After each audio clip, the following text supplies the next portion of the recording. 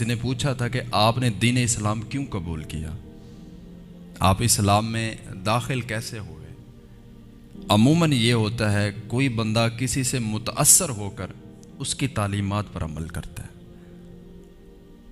مسلمان ہیں، ان کے اسلام کو دیکھ کر، ان کی دین کی خوبصورتی کو دیکھ کر غیر مسلم کلمہ پڑھ کے مسلمان ہو جاتے ہیں۔ آپ نے یہ لفظ سنے ہوں گے کہ غیر مسلم اسلام سے متاثر ہو کر مسلمان ہو گیا، خوبصورتی اسلام کے دیکھ کر متاثر ہوا اور مسلمان ہو گیا۔ تو آپ سے بھی پوچھا گیا کہ آپ کس چیز سے متاثر ہوئے کہ آپ نے اسلام قبول کیا؟ آپ نے پھر بتایا، اور یہ واقعہ جو ہے میں کہتا ہوں کہ عشق کی انتہا ہے، اور یہ واقعہ جو ہے میں کہتا ہوں حضرت جی بندہ دل کرتا ہے اس کو بار بار پڑھتا رہے، اس کو بار بار پڑھتا رہے، کہ دو جہانوں کے سردار اور محبت اتنا، شفقت اتنا، پیار اتنا، وہ بھی اپنے غلاموں پر۔ کوئی بڑا نامدار بندہ نہیں، کوئی نسب والا بندہ نہیں، مال و دولت والا بندہ نہیں، ایک کالے رنگ کا حبشی، اس کے ساتھ اتنا محبت۔ تو آپ سے پوچھا گیا کہ آپ کیسے متاثر ہوئے؟ آپ نے بیان کیا میں ایک غلام تھا، اور غلاموں کا کیا ہوتا ہے، وہ اپنے آقا کی اجازت کے بغیر گھر سے باہر بھی نہیں جا سکتے۔ تو میں اپنے آقا کے گھر میں رہتا تھا، کام کاج کرتا تھا، بس ادھر ہی میری زندگی گزر رہی تھی، اور ویسے بھی غلاموں کی زندگی ہوتی بھی محدود ہی ہے، اور میں مکہ میں کسی کو جانتا نہیں تھا۔ اور میرے اوپر ایک وقت ایسا آیا کہ مجھے نہ تیز بخار ہو گیا سردیوں میں۔ تو رات کا وقت تھا، میرے آقا نے بولا، میرا جو مالک تھا، جو سردار تھا، جس کا میں غلام تھا، اس نے بولا کہ یہ جو ہیں ان کو پیسنا ہے آج رات۔ تو میں نے وہ جو سائیڈ پہ رکھے، طبیعت بہت خراب تھی، دوائی کھائی اور میں سو گیا۔ پھر حضرت سیدنا بلال حبشی رضی اللہ تعالیٰ عنہ کو آپ بیان کرتے ہیں کہ رات کے پچھلے پہر میرا آقا جب آیا نا مجھے دیکھنے کے لیے، تو میں آرام کر رہا تھا دوائی کھا کر، اپنے اوپر گرم کمبل اوڑھا ہوا۔ تو جب اس نے دیکھا کہ ایک غلام ہو کر میرا کہنا نہیں مانا اور جو بھی نہیں پیسے، سویا ہوا آرام سے، تو آپ بیان کرتے ہیں کہ میرے اوپر سے کمبل کھینچا اور مجھے سزا یہ دی کہ اب تو کھلے صحن میں بیٹھ کر بنا کپڑوں کے چکی پیسے گا۔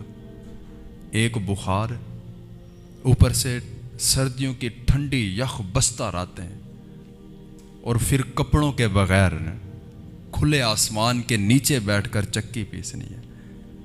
حضرت بلال حبشی رضی اللہ تعالیٰ عنہ آپ روتے بھی گئے، چکی بھی پیستے گئے، اور رب تعالیٰ کی طرف دیکھ کر یہی بار بار پکارتے گئے کہ بار الہ ہمارا نصیب، ہماری قسمت یہی ہے کہ ساری زندگی ہم سسکتے سسکتے مر جائیں گے۔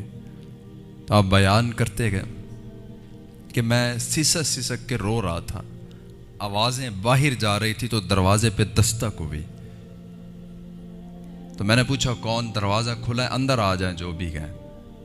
تو میں تو جانتا نہیں تھا کسی کو، کون ہے، کیا ہے، کیسے ہے، کسی کا علم نہیں تھا، لیکن یہ تھا کہ جب وہ شخص اجازت مانگ کے اندر آیا، چہرہ دیکھ کر دل خوش ہو گیا اور سارے زخم بھول گئے، چہرے پہ نورانیت ایسی تھی۔ تو جب میرے پاس آئے، مجھ سے پوچھا کہ بندے کیوں روتے ہو، کیا مسئلہ ہے؟ حضرت بلال حبشی رضی اللہ تعالیٰ عنہ کو آپ نے بڑے سخت جملوں کے ساتھ جواب دیا، جائیں جی اپنا کام کریں آپ۔ ہر کوئی پوچھتا گیا کیا ہوا، کیوں ہوا، کیسے ہوا، لیکن مداوا نہیں کوئی کرتا۔ پوچھتے سب ہیں لیکن مداوا کوئی نہیں کرتا۔ غریبوں کے حقوق پر بیان بڑے ہوتے گئے لیکن مداوا کوئی نہیں کرتا۔ اقتدار میں آنے والا شخص جب آنے والا ہوتا ہے تو غریبوں کے ساتھ پتہ نہیں کیسی کیسی وہ باتیں کر کے معاہدے کرتا ہے، لیکن مداوا کوئی نہیں کرتا۔ بیان ہر مسجد میں ہوتا ہے غریبوں کا خیال کریں، لیکن مداوا کوئی نہیں کرتا، بڑے بڑے بیان ہوتے ہیں۔ حضرت بلال حبشی رضی اللہ تعالیٰ عنہ آپ بھی کہنے لگے کہ جائیے، پوچھتا ہر کوئی ہے لیکن مداوا نہیں کوئی کرتا۔ تو میں نے بڑے سخت جملوں کے ساتھ جواب دیے، اور وہ جو شخص تھا، وہ جو شخصیت تھی، وہ اٹھ کے چلے گئے۔ اور جب دروازے کے پاس پہنچے، میں نے پیچھے سے آواز دی اور میں نے بولا، دیکھا میں نے کہا تھا نا کہ پوچھتے سب ہیں لیکن مداوا کوئی نہیں کرتا۔ دیکھیں آپ بھی پوچھ کر جا رہے ہیں، مداوا آپ نے بھی نہیں کیا۔ حضرت سیدنا بلال حبشی رضی اللہ تعالیٰ عنہ کو آپ بیان کرتے ہیں کہ میں یہ بات کر رہا تھا کہ آپ نے پیچھے مڑ کے نہیں دیکھا، چلے گئے۔ کچھ ہی دیر بعد میں چکی پیس رہا تھا، کچھ ہی دیر بعد وہی شخص واپس آیا، ہاتھ میں گرم دودھ کا گلاس تھا اور ساتھ دوائی تھی، اور آ کر مجھے بولا کہ اللہ کے نیک بندے، یہ دودھ پی، یہ دوائی کھا اور آرام سے سو جا، رات کا وقت ہے۔ پھر بلال حبشی رضی اللہ تعالیٰ عنہ آپ آگے سے پوچھنے لگے کہ میں سو جاؤں گا تو چکی کون پیسے گا؟ تو وہ شخصیت جو تھی وہ آگے سے فرمانے لگی کہ چھوڑ دے اس بات کو، صبح جب اٹھے گا تجھے جو پسے ہوئے ملیں گے، تو آرام سے سو جا۔ تو حضرت بلال حبشی رضی اللہ تعالیٰ عنہ آپ بیان کرتے ہیں، جب صبح میں اٹھا، بلکہ مجھے اٹھایا گیا جب صبح کا وقت ہوا، وہ جو شخصیت تھی انہوں نے پسے ہوئے جو میرے ہاتھ میں تھمائے اور چلے گئے۔ بتایا نہیں میں کون ہوں، لیکن چہرہ دیکھ کے لگتا تھا کہ یہ رب کا نبی، آخر الزمان نبی ہے۔ چہرہ اتنا سچا تھا، نورانیت اتنا زیادہ تھی۔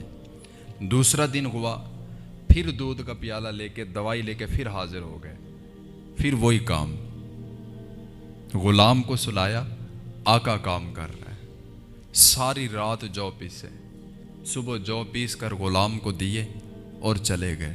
تیسرے دن آئے، پھر وہی عمل، ساری رات جو پیسے، صبح جب جو پکڑانے لگے نا اور پیچھے جب پلٹنے لگے تو بلال حبشی رضی اللہ تعالیٰ عنہ آپ نے قدموں کو تھام لیا، آپ نے روک لیا اور کہنے لگے کہ آج تک کسی بھی بندے نے غلام کے ساتھ یہ برتاؤ نہیں کیا جو آپ نے کیا ہے، ذرا بتائیے تو صحیح آپ ہیں کون؟ آج تک کسی نے میری ہمدردی اتنا نہیں کی، سب مجھ سے نفرت کرتے ہیں، یہ حبشہ کا ہے، یہ حبشی ہے،